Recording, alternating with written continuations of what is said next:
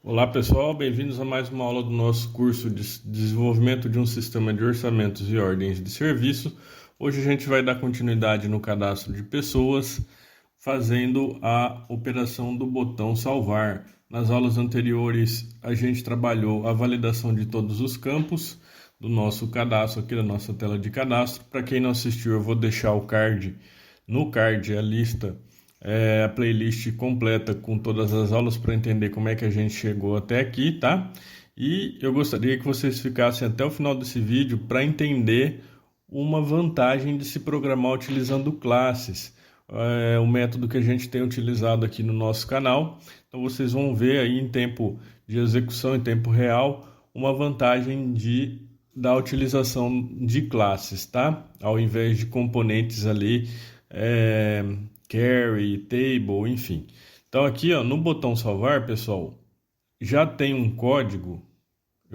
Na verdade, eu vou puxar esse código aqui, ó, já tem um código lá no cadastro de funcionários, aonde a gente pode estar copiando e utilizar a mesma lógica que utilizou no cadastro de funcionários aqui para o cadastro de pessoas. Só que, se eu não me engano, aqui a gente já fez essa cópia. É isso mesmo, ó.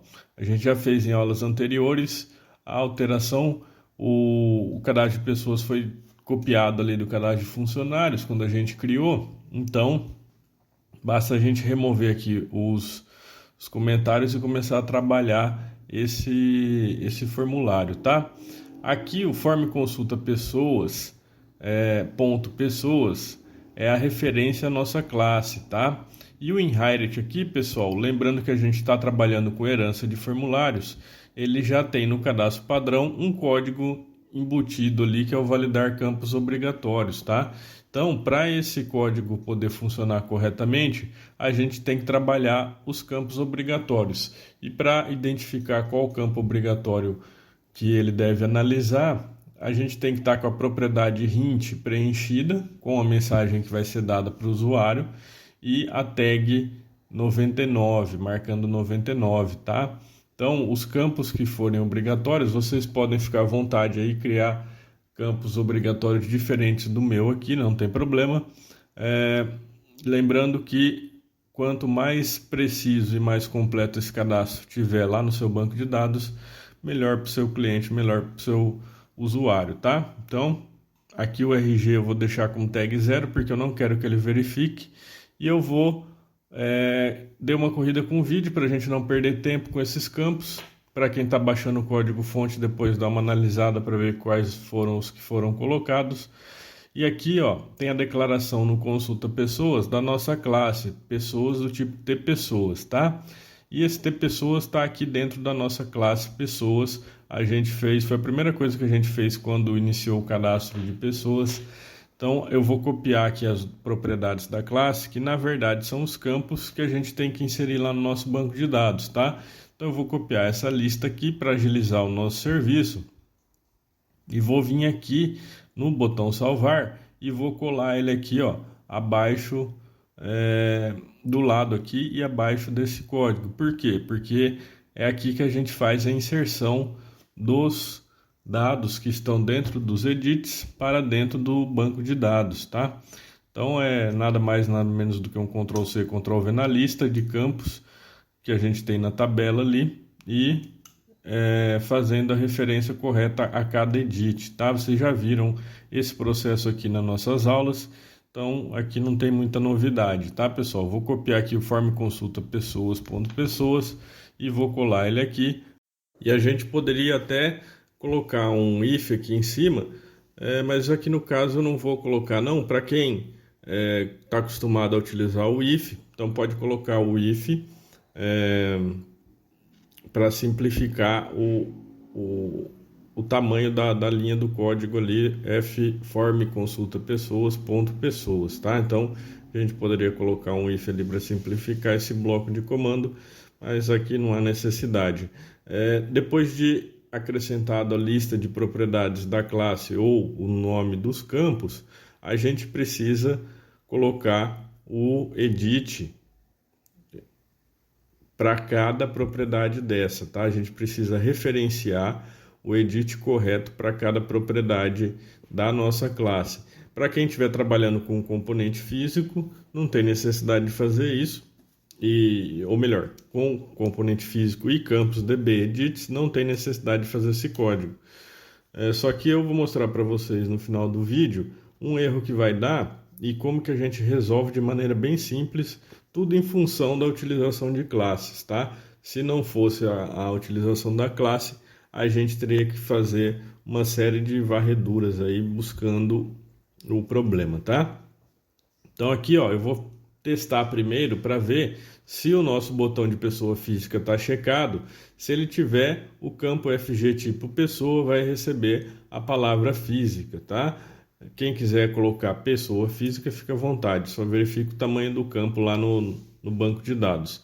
Eu vou simplificar aqui, colocar pessoa física e depois no else eu vou colocar o pessoa jurídica. Eu poderia colocar direto, porque eu só tenho dois tipos de pessoa, físico e jurídico, então eu poderia simplificar aqui e colocar um else da forma como a gente está colocando. O else, se não for físico, então naturalmente é pessoa jurídica. Ou se não, posso colocar um outro if aqui, um else if, não vai atrapalhar a nossa performance, a não ser que fosse muitos campos para ser checado, aí até compensaria colocar um case, tá? Quando são poucos os testes, o if resolve. Então eu posso colocar aqui também o if RB jurídica checked, recebe o padrão ali jurídica no campo, tá? E nos outros componentes eu coloco normalmente o conteúdo do edit.text. Aqui eu vou colocar o edt cpf cnpj.text.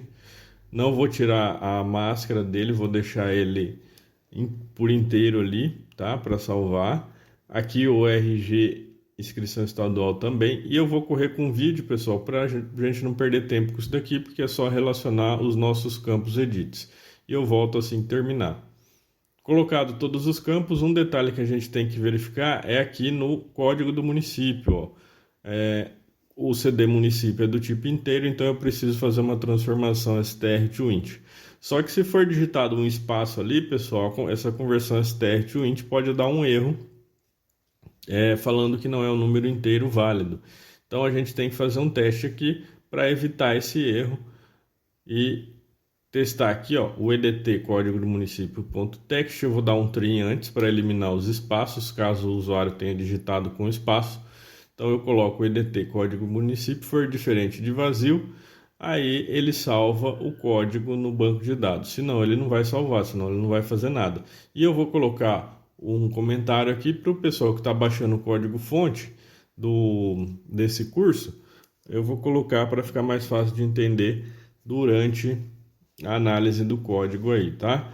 Para vocês não precisarem ficar relacionando a aula com o código. Então, quem tiver interesse de baixar o código-fonte, basta clicar no primeiro link da descrição, que eu mostro as vantagens de se tornar membro do canal.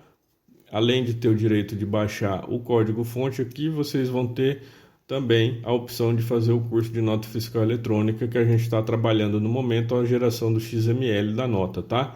Então, tudo isso ocorre lá na área de membros.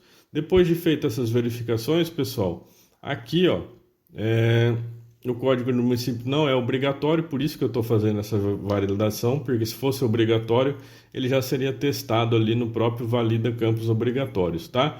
E aqui o consumidor final, a gente deixou lá no banco de dados, para quem está trabalhando com nota fiscal eletrônica, precisa saber se o consumidor é final ou se é para revenda. Então, é só um campinho ali que a gente não está trabalhando aqui, pode deixar sem referência nenhuma, tá?